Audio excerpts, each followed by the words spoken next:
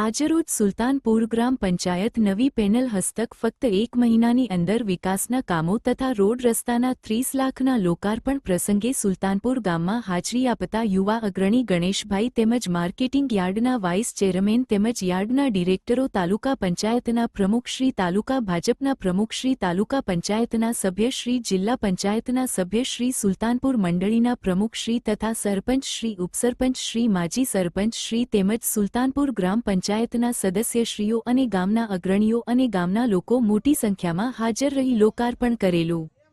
પંચાયતના હસ્તકના જે રોડ રસ્તાના કામ બાકી હતા એ અમારા ધારાસભ્ય ગીતાબા જયરાજસિંહ જાડેજા અને યુવા અગ્રણી ગણેશભાઈ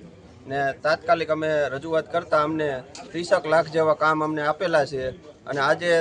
10 લાખના જે રોડ માતાજીનો ગોંડલિયા પરિવારનો મઢવાળો જે રોડ છે તે તાત્કાલિકના ધોરણે અમને મંજૂર કરી અને આજે અમે લોકાર્પણ પણ કરેલું છે.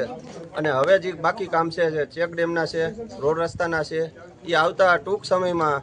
અમે યુદ્ધના ધોરણે કામ અત્યારે કરી રહ્યા છે સુલતાનપુર ગ્રામ પંચાયત. તેવી જ રીતે અમે આગળના કામ પણ કરશું અને ધારાસભ્યનું સૂચન એવું છે સુલતાનપુર માટે કે જ્યારે જરૂર પડે ત્યારે મારી પાસે આવજો અને તમારી પંચાયતના કાંઈ પણ કામ અટકે તો અમે અમારી ઘરે આવી જાજો.